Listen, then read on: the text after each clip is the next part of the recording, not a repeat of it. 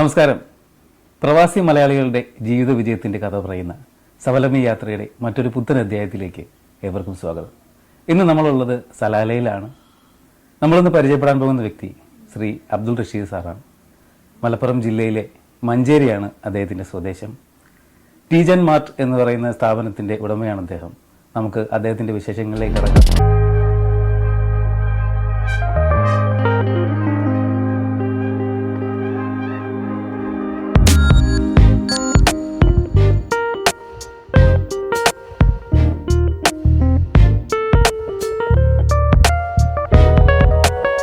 മലപ്പുറം ജില്ലയിൽ നിന്നാണ്, മഞ്ചേരി എന്നല്ലേ? ശരിക്കും മഞ്ചേരിയിൽ പ്ലേസ് എവിടെയാണ്? മഞ്ചേരിയിൽ ഇവിടുന്ന് സലാല എന്ന് പറയുമ്പോൾ മഞ്ചേരി എന്ന് പറയാണ് ഞങ്ങൾ ആളുകൾക്ക് പൊതുവിൽ പെട്ടെന്ന് മനസ്സിലാൻ വേണ്ടിയിട്ട്.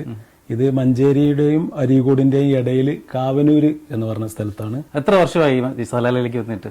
ഇവിടെ ഞാൻ ഫസ്റ്റിൽ വരുന്നത് 1994 മാർച്ച് 6-ാം തീയതിയാണ്. അപ്പൊ ഒരു 28-29 വർഷം ആയി സലാല. സലാലയിൽ മാത്രം തന്നെ ഇത്രയും വർഷം സലാലയിൽ മാത്രമാണ്. അതിന്റെ ഇടയ്ക്ക് നമ്മൾ നാട്ടിലേക്ക് പോകുമ്പോഴും മസ്കറ്റിലൊക്കെ ടച്ച് ചെയ്യുന്നുള്ളതല്ലാതെ ജോലിയും ബിസിനസ്സുമായിട്ട് സലാല മാത്രമാണ് നിന്നിട്ടുള്ളത്. 94 സലാലയിലേക്ക് വരുമ്പോൾ എത്ര പ്രായം ഉണ്ടായിരുന്നു സാർ? 20 വയസ്സ് കഴിഞ്ഞിട്ടേ ഉള്ളൂ. കുട്ടിക്കാലമൊക്കെ എങ്ങനെയായിരുന്നു മഞ്ചേരിയിലെ? അത് സ്കൂൾ ജീവിതം മറ്റേതൊക്കെ ആയിട്ട് അങ്ങനെ. അന്നത്തെ സ്കൂൾ ജീവിതം ഇന്നത്തെ പോലെ അല്ല. ബസ് സർവീസും മറ്റൊന്നുമില്ല. 4 കിലോമീറ്റർ, ഹൈസ്കൂളൊക്കെ 4 കിലോമീറ്റർ അങ്ങോട്ടും ഇങ്ങോട്ടും നടന്നൊക്കെ പോകുന്ന, അതൊക്കെ ഇപ്പൊ അനുസ്മരിക്കാൻ വേണ്ടിട്ട് ഇപ്പൊ ഈ സ്കൂൾ ഗ്രൂപ്പ്, വാട്സപ്പ് ഗ്രൂപ്പ് ഒക്കെ വന്നപ്പോ അതൊക്കെ ഒന്നും കൂടി അയവർക്കൽ തുടങ്ങിയിട്ടുണ്ട്. തീർച്ചയായിട്ടും നമ്മുടെ പഴയ കൂട്ടുകാരെ എല്ലാവരും തിരിച്ചു കിട്ടിപ്പോ. ഞങ്ങളെ അന്ന് പഠിച്ച 150ഓളം വിദ്യാർത്ഥികളിൽ 135ഓളം ആളുകളുള്ള ഒരു വാട്സപ്പ് ഗ്രൂപ്പ് ഇപ്പൊ സജീവമായിട്ട് നിലനിൽക്കുന്നുണ്ട്. അപ്പൊ സഹോദരങ്ങളൊക്കെ, സാറിന്റെ സഹോദരങ്ങൾ ഞങ്ങള് 4 ആണും 1 പെണ്ണുമാണ്. അതില് എല്ലാവരും പ്രവാസം തന്നെയാണ്. ഇപ്പൊ ഒരാള് നാട്ടില് സ്ഥിരമായിട്ട് നാട്ടിലുണ്ട്. ബാക്കി 2 ആളുകളും ഇവിടെ മസ്കറ്റിലാണുള്ളത്. പേരൻസ് ഉപ്പ മരിച്ചിട്ട് ഇപ്പൊ ഒരു 10 വർഷം കഴിഞ്ഞു. ഉമ്മ ഇപ്പോഴും ഉണ്ട് ആരോഗ്യത്തോടെ. ഞങ്ങൾ 4 ആളുകളും ഒരു കോമ്പൗണ്ടിൽ തന്നെ വീട് വെച്ചിട്ടാണുള്ളത്. എല്ലാ സ്ഥലത്തും ഉമ്മ സജീവ സാന്നിധ്യം അറിയിച്ചുകൊണ്ട് ഇപ്പം ഞങ്ങളുടെ കൂട്ടത്തിലുണ്ട്. നാട്ടിലെ വിശേഷങ്ങൾ അതൊക്കെയാണ് നാട്ടിലെ വിശേഷം. അപ്പൊ സലാലയിലേക്ക് 94 മുതലുള്ള കഥ പറയാൻ തുടങ്ങി കഴിഞ്ഞാൽ എങ്ങനെയായിരുന്നു സാറിന്റെ ആദ്യത്തെ സലാലയിലേക്കുള്ള ഒരു എൻട്രി എന്ന് പറഞ്ഞാൽ? അന്നത്തെ വരവ്, അന്ന് വലിയ പ്രതീക്ഷയായിരുന്നു ഗൾഫിലേക്ക് വരിക എന്നുള്ള. നമ്മൾ പഠിക്കുന്ന സമയത്ത് തന്നെ തുടർന്ന് പഠിക്കാൻ അതൊക്കെ ഉള്ള കാരണം ഗൾഫിലേക്ക് എങ്ങനെയെങ്കിലും പോകണം, ആ രീതിയിലുള്ള ഒരു ആഗ്രഹം വെച്ചിട്ടാണ് നമ്മൾ സ്കൂളിലൊക്കെ പോയിരുന്നത്. ഏറ്റവും വലിയൊരു ആഗ്രഹം ഗൾഫിൽ എത്തുക എന്നുള്ളതായിരുന്നു. അപ്പൊ അതാ ആഗ്രഹം പോലെ തന്നെ ഇവിടെ എത്തി. അന്നിപ്പോ സലാല എന്ന് പറയുമ്പോൾ ഒരു ചെറിയ ഒരു നാടാ. റോഡുകളൊന്നും ഇന്നീ കാണുമ്പോഴത്തുള്ള ബിൽഡിങ്ങുകളോ മറ്റു പൊലിമകളോ ഒന്നുമില്ല. ഒക്കെ സിംഗിൾ റോഡുകളും ഒക്കെ ആയിരുന്നു. ഇന്നിപ്പോ എല്ലാം ഡബിളും മേൽപ്പാലും സംഗതികളൊക്കെ 10-15 വർഷമായിട്ട് വന്നിട്ടുള്ള മാറ്റങ്ങളാണ്. മാത്രമല്ല അന്ന് ഞങ്ങൾ നേരിട്ട് സലാലയിലേക്ക് നമ്മളെ നാട്ടിൽ നിന്ന് ഫ്ലൈറ്റ് സർവീസും ഇല്ല.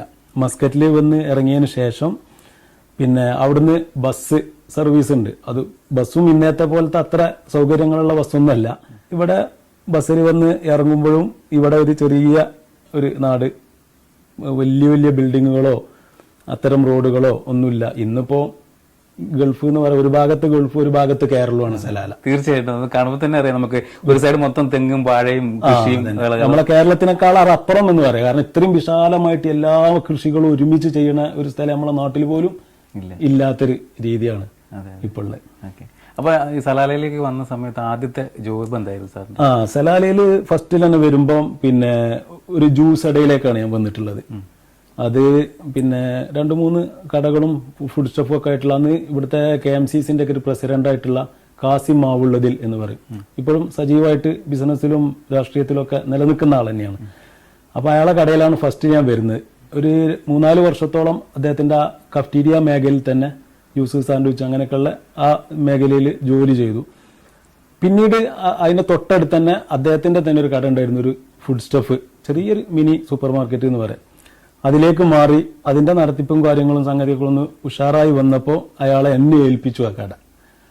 അങ്ങനെ ഒരു 4-5 വർഷത്തോളം, അങ്ങനെ മൊത്തം 9-10 വർഷം അയാളെ കൂടെ ഞാൻ ജോലി ചെയ്തിട്ടുണ്ട്. അത് നടത്തി പോയിക്കൊണ്ടിരിക്കുമ്പോഴാണ് ഇവിടെ ഒമാനൈസേഷൻ സജീവമായിട്ട് വരുന്നത്. നേരത്തെ തന്നെ അങ്ങനെ പല മേഖലകളും ഗവൺമെന്റ് മറ്റ് ടാക്സി മറ്റേ ഇതിലൊക്കെ വന്നുകൊണ്ടിരുന്നു ഉള്ളൂ. കടകളിലേക്ക് കൈവെക്കുന്ന ആ ഒരു സമയത്താണ് ഇങ്ങനെ ഫുഡ് സ്റ്റെപ്പുകളിലും സൂപ്പർ മാർക്കറ്റിലും കൗണ്ടറിൽ ഒമാനി വേണമെന്നുള്ള പക്ഷെ അത് വേണ്ടത്ര വിജയിപ്പിച്ചെടുക്കാൻ അവർക്ക് സാധിച്ചിട്ടില്ല. പക്ഷെ ആ സമയത്ത് ഒരു സ്പെഷ്യൽ സ്ക്വാഡ് ഒമാനികൾ മസ്കറ്റുകാർ എല്ലാ കടകളിലും കയറിയിട്ട് ആ സ്പോട്ടിൽ ജോലി ചെയ്യുന്ന ആളുകളുടെ ലേബർ കാർഡ് കുറിച്ചെടുത്തു പോയി അവർ. പിന്നീട് അന്ന് ആ കുറിച്ചെടുക്കലിൽ പെട്ട ആളുകളുടെ ഇതൊന്നും പുതുക്കിയില്ല. അത് റെഡ് മാർക്കിൽ കിടന്നു, പുതുക്കാതെ നിന്ന്. ആ സമയത്ത് ക്യാൻസലായിട്ട് ഞാൻ നാട്ടിലേക്ക് പോയി. പിന്നെ ഒരു 1.5 വർഷത്തോളം നാട്ടിൽ നിന്നിട്ടുണ്ട്. വീണ്ടും പിന്നെ ഇങ്ങോട്ട് തിരിച്ചു വരാണ്. തിരിച്ചു വരുന്നത് ക്യുക്ക് മീൽ റെസ്റ്റോറന്റ് എന്ന് പറഞ്ഞിട്ട് ഒരു ഫാസ്റ്റ് ഫുഡ്, ഒരു 5-6 എൻ്റെ സ്നേഹിതന്മാർ, നേരത്തെ ഉണ്ടായിരുന്ന സ്നേഹിതന്മാരൊക്കെ പാടെ കൂടിയിട്ട് തുടങ്ങിയിട്ടുള്ളൊരു കടയാണ്. നല്ല സൂപ്പർ. അന്ന് ഈ ഫാസ്റ്റ് ഫുഡിന്റെ ആ ഒരു സംസ്കാരം ഇവിടെ ഇങ്ങനെ വളർന്നു തുടങ്ങുന്ന ഒരു സമയമാണ്. ആളുകൾ അതിന്റെ മുന്നേ ചെറിയ തോതിലുള്ളായിരുന്നു. ഇപ്പൊ ഇഷ്ടം പോലെ അങ്ങനത്തെ കട അന്നിപ്പോ ഇത് വരുന്നു. അപ്പൊ ആ ഒരു സമയത്ത് നല്ലൊരു എൻട്രി ആയിരുന്നു ഞങ്ങൾ. നല്ല കച്ചവടവും സംഗതികളുമായി ഇതാക്കി. അതിന്റെ ഒരു മാനേജിങ് പോസ്റ്റിലായിരുന്നു ഞാൻ വന്നിരുന്നത്. പിന്നീട് അതിന്റെ ഒരു പാർട്ണറായിട്ട് മാറി. പിന്നെ അതിന്റെ 2 ബ്രാഞ്ചുകൾ, ഒന്ന് വോഫാർ യൂണിവേഴ്സിറ്റിയിലും ഒന്ന് സാദാ എന്ന് പറയുന്ന ഒരു സ്ഥലത്തും ഞങ്ങൾ തുടങ്ങി. അതൊക്കെ ഒന്ന് തുടങ്ങി ഒന്നിങ്ങോട്ട് ലെവലായി വരുന്ന സമയത്താണ് കൊറോണ വരുന്നത്. കൊറോണയുടെ വരവോടുകൂടി ഞങ്ങൾ കാര്യമായിട്ട് ഈ ഫാസ്റ്റ് ഫുഡിന്റെ കച്ചവടം ഇവിടെ വൈകുന്നേരം 5 മണി മുതൽ പുലർച്ചെ ഒരു 5 മണി വരെയാണ്. 24 മണിക്കൂറും കട തുറക്കുന്നതിന് ഇവിടെ പ്രശ്നമല്ല. പക്ഷെ പകല് അങ്ങനെ കച്ചവടം ഉണ്ടാവില്ല. അതുകൊണ്ട് പകല് തുറക്കാറുമില്ല.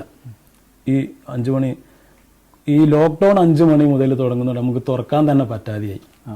പിന്നെ അന്ന് പല അറബികളും പിന്നെ കടകൾക്ക് വാടകയും മറ്റുള്ളതൊക്കെ കുറച്ചു കൊടുത്തിട്ടുള്ള ഇഷ്ടംപോലെ. ഞങ്ങൾക്ക് സാധ്യതയിലുള്ള കടയൊക്കെ ഞങ്ങൾക്ക് 3 മാസങ്ങൾ വാടകമായില്ല. പക്ഷെ ഇയാള് കുറച്ച് പ്രായമുള്ള ആളാണ്. അയാൾക്ക് ഇത് അംഗീകരിക്കാനും കഴിഞ്ഞില്ല. അയാൾക്ക് എന്തായാലും വാടക വേണമെന്ന് പറഞ്ഞപ്പോൾ നമ്മള് ചാവി കൊടുത്തു. കട വിൽക്കാൻ പോലും പറ്റിയില്ല. പിന്നെ നമ്മളൊരു ഫുഡ് സ്റ്റഫ് നമുക്ക് തുടങ്ങുക, അതേനും മാർഗമുള്ളൂ. അതിനാവുമ്പം എപ്പോഴും കച്ചവടം ഉണ്ടാവും എന്നുള്ളൊരു രീതിയിലാണ് പിന്നെ സലാല മൊത്തം ഒന്ന് വാച്ച് ചെയ്ത് എവിടെ അത് പറ്റിയൊരു സ്ഥലം കിട്ടുക എന്നുള്ളത് നോക്കിയിട്ട് ഇങ്ങനെ ഞങ്ങൾ നടന്നിട്ടുള്ളത്. ഓക്കെ. അപ്പോൾ അതിനുശേഷമാണ് ശരിക്കും ഈ സൂപ്പർ മാർക്കറ്റ് അല്ലെങ്കിൽ ഫുഡ് സ്റ്റഫ് ഇതിലേക്ക് വന്നത്. ഒരു പക്ഷേ അന്ന് ഞങ്ങൾക്ക് പ്രയാസം സംഗതികളൊക്കെ ഉണ്ടായിട്ടുണ്ടെങ്കിലും കൊറോണ ഇപ്പം വെച്ച് നോക്കുകയാണെങ്കിൽ ഒരു അനുഗ്രഹമായിട്ടാണ് തോന്നുന്നത് നമ്മളെ ബിസിനസിന്റെ കാര്യത്തിൽ കേട്ടോ. കാരണം അന്നുണ്ടായിരുന്ന പിന്നെ കച്ചവടത്തിന്റെ അത്ര പ്രയാസം സംഗതികളൊന്നും ഇല്ലാതെ തന്നെ മാനേജ് ചെയ്ത് കൊണ്ടുപോകാൻ പറ്റിയ ഒരു മേഖല ഹോട്ടലിനേക്കാളേറെ നല്ലത് ഫുഡ് സ്റ്റഫാണ്, സൂപ്പർ മാർക്കറ്റാണ്. ഓക്കെ. അപ്പോൾ ഇവിടുത്തെ സ്വദേശികളുടെ ഒരു സപ്പോർട്ട് എങ്ങനെയാണ്, ഒമാനികളുടെയൊക്കെ? ഇവിടെ നല്ല ആളുകളാണ്. ഇവിടുത്തെ ഒമാനികളെ കുറിച്ചിട്ട് എനിക്ക് പറയുകയാണെന്നുണ്ടെങ്കിൽ നമ്മളെ സഹോദരന്മാരായിട്ട് അല്ലെങ്കിൽ അതിലപ്പുറമായിട്ട് കാണുന്ന നല്ല രീതിയിൽ നല്ല പെരുമാറ്റം സംഗതികളും ചെറിയ തോതിലുള്ള കുട്ടികളുടെ ഇടയിൽ നിന്നുള്ള വികൃതിയും സംഗതികളൊക്കെ മാറ്റി നിർത്തിയാൽ നല്ല സപ്പോർട്ടീവാണ് ഇവിടുത്തെ ആളുകൾ. സാറിന്റെ ഫാമിലിയിലേക്ക് വരാം. കുടുംബം, വൈഫ്, മക്കള് ഒക്കെ മക്കൾ എത്ര പേരാ? മക്കൾ 4 ആളുകളാണ്. 3 ആണും 1 പെണ്ണും. അതിൽ 3 ആൺകുട്ടികളാണ് വലുത്, ഏറ്റവും ചെറുതാണ് പെണ്ണ്. മൂത്താൻ BCom കഴിഞ്ഞു, ഒരു അക്കൗണ്ടിങ് കോഴ്സും കഴിഞ്ഞിട്ട് ഇപ്പം എൻ്റെ കൂടെ കടയിൽ എൻ്റെ കൂടെ തന്നെ ജോലി ചെയ്യുന്നുണ്ട്. രണ്ടാമത്തെ ആള് പിന്നെ BTechന് പിന്നെ കുറ്റിപ്പുറം MES പഠിച്ചുകൊണ്ടിരിക്കുകയാണ്, 3-ാം വർഷം. പിന്നെ മൂന്നാമത്തെ ആളിപ്പോൾ +2 കഴിഞ്ഞ് +1 പഠിക്കുകയാണ്.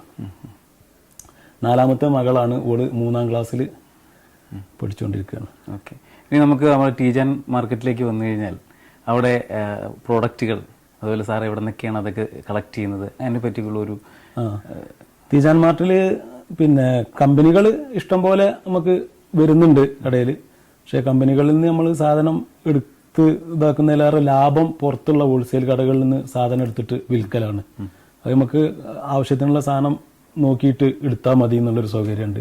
പിന്നെ ഡേറ്റും കാര്യങ്ങളൊക്കെ ചെക്ക് ചെയ്ത് വാങ്ങുക എന്നുള്ള. കമ്പനിയിൽ നിന്ന് എടുക്കുകയാണെന്നുണ്ടെങ്കിൽ ആവശ്യമുള്ളതിൻ്റെ കൂടെ കുറച്ച് ആവശ്യമില്ലാത്ത സാധനങ്ങളൊക്കെ പാടെ വെച്ചിട്ട് ഒരു ബില്ല് ഇതാക്കിയിട്ട് പിന്നെ കുറച്ച് എക്സ്പയർ ആയിട്ടും അങ്ങനെയായിട്ടും ഇങ്ങനെയായിട്ടും ഒരുപാട് നഷ്ടങ്ങളെ ഞാൻ